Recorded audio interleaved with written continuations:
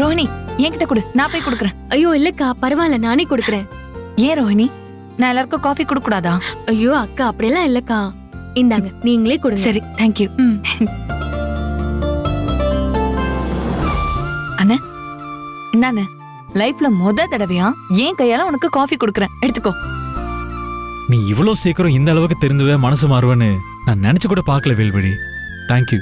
அன்பால எதையும் மாத்த முடியும், திருத்த முடியும்னு சொல்லுவாங்க. அது கரெக்ட் தானே ப்ரூவ் பண்ற மாதிரி ஆதிரை அண்ணி அவங்க பாசத்தாலையும் அன்பாலையும் என்ன திருத்திட்டாங்க. இந்தாங்க அண்ணி, எடுத்துக்கோங்க. இது வரைக்கும் நீங்க எனக்கு வேலை செய்யணும்னு நினைச்சு நான் எவ்வளவோ பிளான் பண்ணிருக்கேன். ஆனா தடவையா நான் உங்களுக்கு மனசார ரொம்ப ரொம்ப சந்தோஷமா வேலை செய்யறேன். இந்தாங்க, எடுத்துக்கோங்க. தேங்க்ஸ் வேல்விழி. பெரியப்பா, எடுத்துக்கோங்க. அப்பா,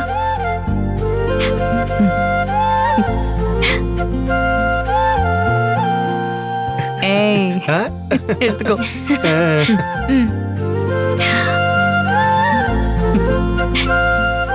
தேங்க்யூ.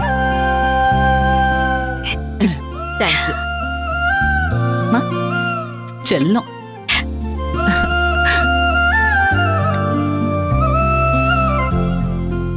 சித்தப்பா, வேல்விழிக்கு அலைன்ஸ் பார்த்த விஷயத்த ஆதரை என்கிட்ட சொல்லவே இல்லை. நீங்களா சொல்லுங்களேன். பிரபு, ஆதிரையை நீ தப்பா நினைக்காத. எல்லாம் நல்லபடியா முடிஞ்சதும் சொல்லிக்கலான்னு நானும் ஆதிரையும் நினைச்சுக்கிட்டு இருந்தோம். அதான். நான் இப்போ ஒன்னும் யாரையும் குறையா சொல்ல சித்தி, யதார்த்தமா தான் கேட்டேன். மாப்பிள்ளையோட அம்மாவை எனக்கு ஏற்கனவே தெரியும்னா நேர்ல பழக்கம் தான் கிடையாது.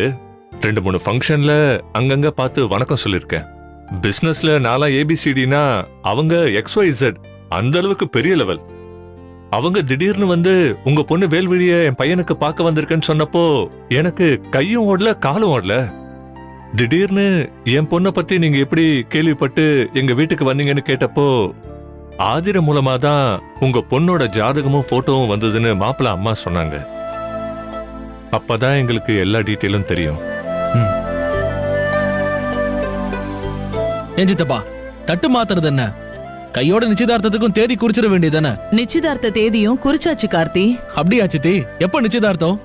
வர வெள்ளிக்கிழமை மாங்காடு அம்மன் கோவில்ல நிச்சயம் வச்சுக்கலான்னு பேசி முடிச்சிருக்கோம் கார்த்தி.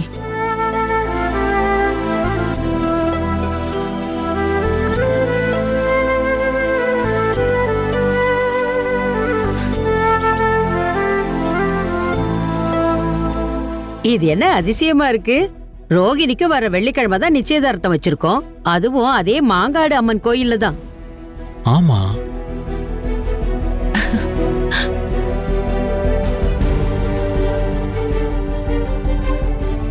என்ன அப்படியாண்ணா?